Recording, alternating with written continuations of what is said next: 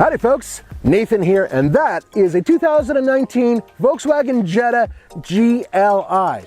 It's the 35th anniversary edition of that car. And in this video, I have a question.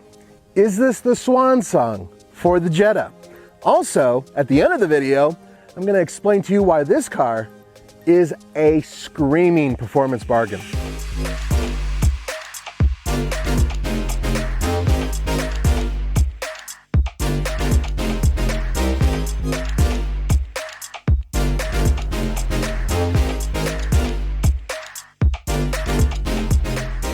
I want to make something perfectly clear about this car and about the Volkswagen GTI as well. I love the GTI. I think it's one of the most planted, drivable, fun cars that still doesn't feel like you're driving a boy racer, and this car's just like it. It's great for having fun, and you can drive it every day like a regular commuter. It gets decent mileage. It's just a great car for driving. Ta-da! 228 horsepower, 258 pound-feet of torque.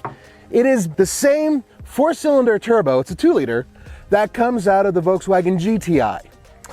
This is hooked up to a 6-speed manual transmission, yes, powering the front wheels of course, and there is a 7-speed DSG that is available. This configuration will get you 28 mpg combined.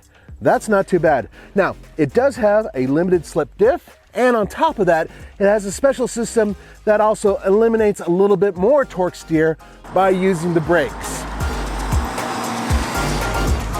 When you get a GLI, you get a lot of unique features. This grille, this red line, that's all unique to the GLI. When you get a 35th anniversary edition, you get unique badging, which is including things like this. Look at that, 35th anniversary GLI. And you get these unique 18-inch wheels, which are painted and have a red stripe on them.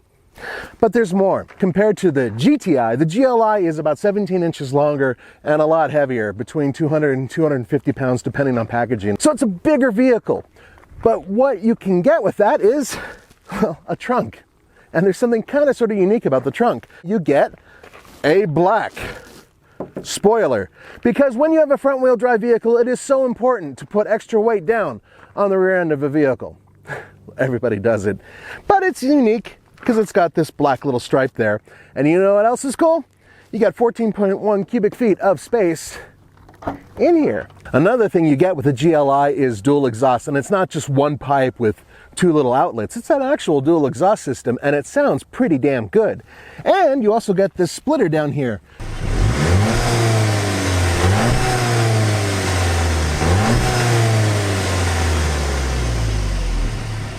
For the most part, what we're talking about here is a daily commuter that's a lot of fun to drive. That's basically what a GLI is. It's a small sedan that has good space and really good driving dynamics.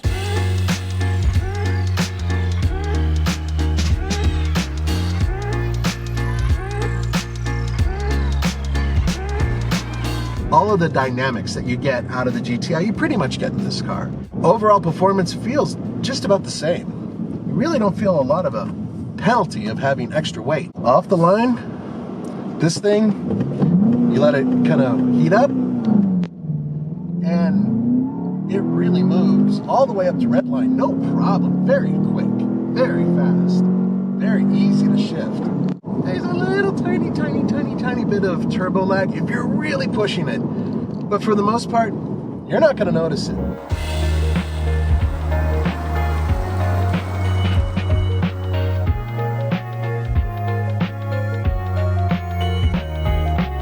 As great as this car is to drive, there is a weak point, and that really does have to do with the way the interior is built. Overall space is actually pretty good. That's including the back seat, which I'll show you. This layout is a little bit on the cheap side.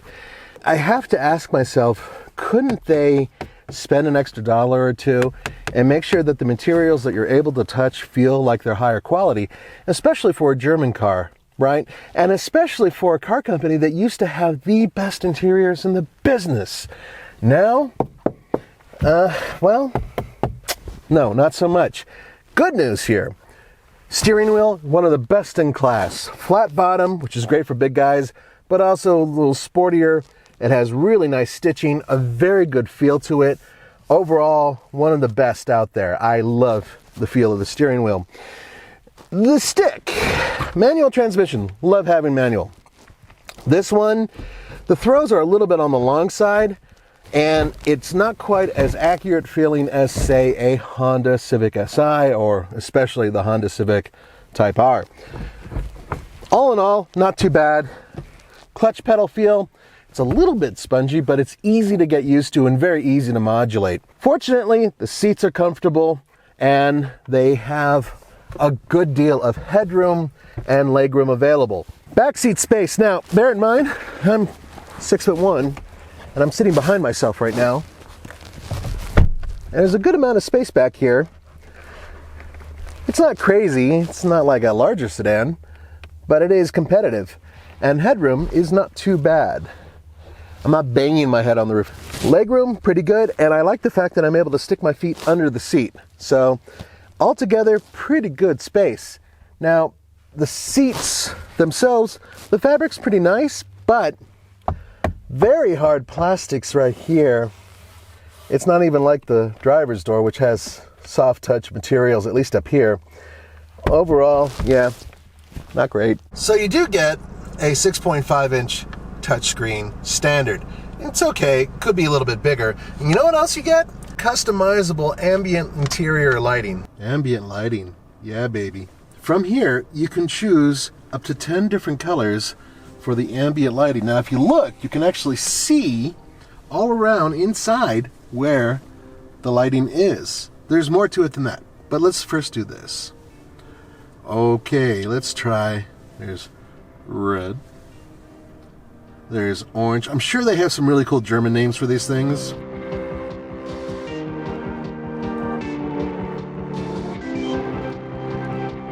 With the 35th anniversary on the inside, you do get these little tags right here, and you get unique door sills and unique floor mats.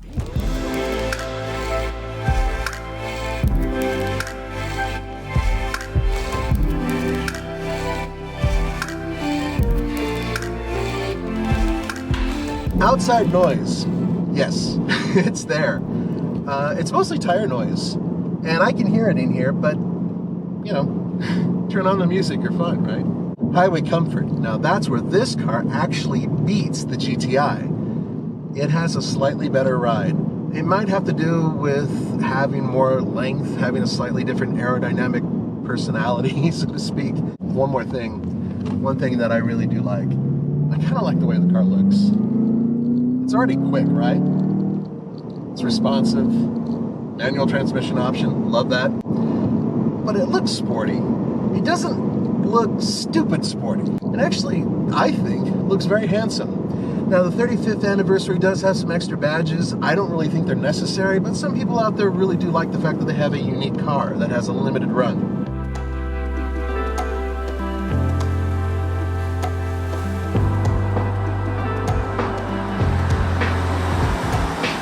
All right, remember what I was saying at the beginning of this when I said this is a screaming bargain? Well, compared to the equivalent Volkswagen GTI, it is, because this one starts, the GLI, at $25,900, whereas in the GTI starts at $27,500. So a significant difference in terms of base price. Now, this vehicle, with the 35th anniversary and a couple of the extra badging and all those other things that you get, starts at around $27,900. That is still a pretty damn good price if you consider the equivalent GTI is nearly $2,000 more. Now, what about other competitors out there? There are a lot, and it really depends on your taste. So you can get, for around the same price, a Subaru WRX, and that vehicle has a lot more horsepower, over 300, and it has all-wheel drive. It's a performance bargain. And then on the other side of it, for a lot less money, you can get a Honda Civic Si for just over $24,000 starting. Not as much power, but you get a lot of the same equipment and it's a great handling car. Then there's even vehicles like the Hyundai Veloster N. There's actually a lower version of the N that has 250 horsepower, and it's about the same price as this car. So there's many options out there. But for those of you who are Volkswagen fans, you will not be disappointed with the performance that this car produces for the price you get. Thank you so much for joining me for the Fast Lane Car. This is Nathan. Don't forget to go to TFLcar.com for news, views, real world reviews, and a lot more Volkswagen Jetta GLI reviews.